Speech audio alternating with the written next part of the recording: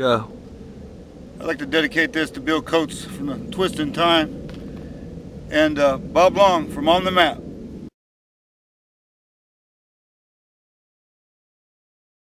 Over this side of the barn. The reason I'm standing here is because in 1968 we came here and dug for bottles with the Antique Bottle Club. My mom and dad did, and I came with them. And we asked this man that lived here if we could go back and dig on his property. My dad had found the place on the map. He had an old map from 1928 that showed the old Elkhorn station is right there at Chateau Fresno and Davis, which is right off Elkhorn Avenue. And Davis Avenue is the old Butterfield Overland stagecoach line. But digging deep into this story, I found that in 1968 my mom and dad came over here and asked if they could come over and dig for bottles, which is really all they were interested in at the time. And they dug up a few bottles here, and they were here off and on, you know, for a couple months. After work they'd come over here and dig holes around, probe around with iron rods, try to find glass. Behind this guy's two-story house that used to be here. And after they left in about 1969 and 70, the guy bulldozed the house down and even bulldozed the adobe that was there. And bulldozed it all into a hole, and he leveled all this place out to get these vineyards in here. And when he did that, he uncovered like about 120 grinding stones, Indian grinding stones. And so the story of Elkhorn Station is the story of some white men discovering a spring and then building a stagecoach station there. So the story goes. But looking back further, I think that it was the loading point for all the Indians that they shipped to San Sebastian down in by Bakersfield up there in the Tehachapi Mountains.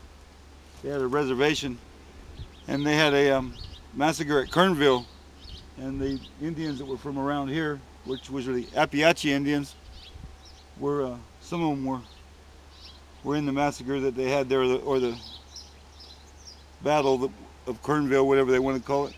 And so this right here is the remains of the old Elkhorn Station.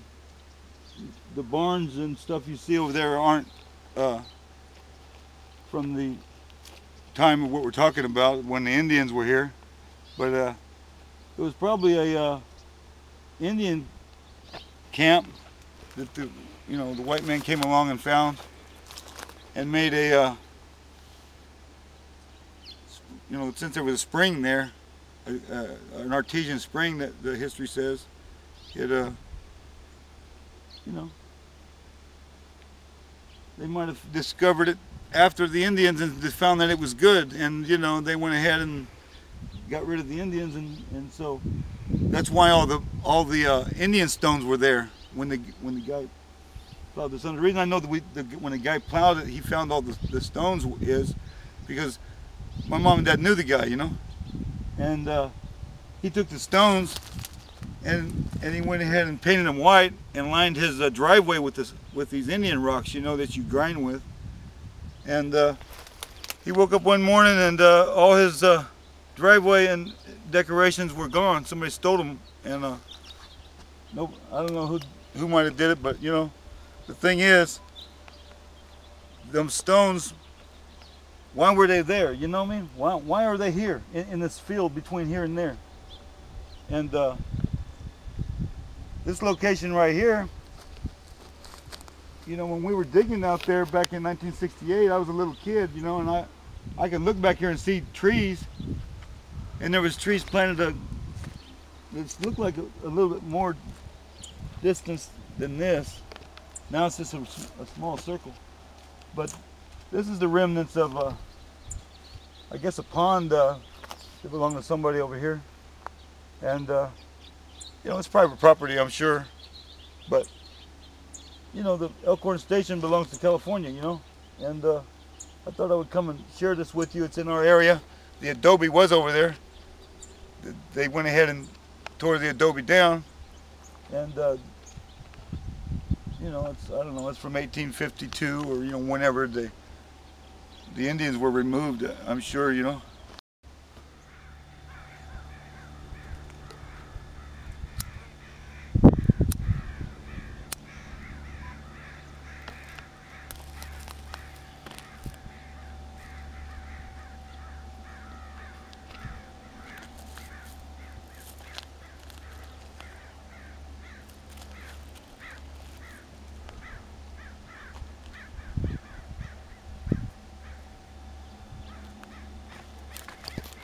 All right.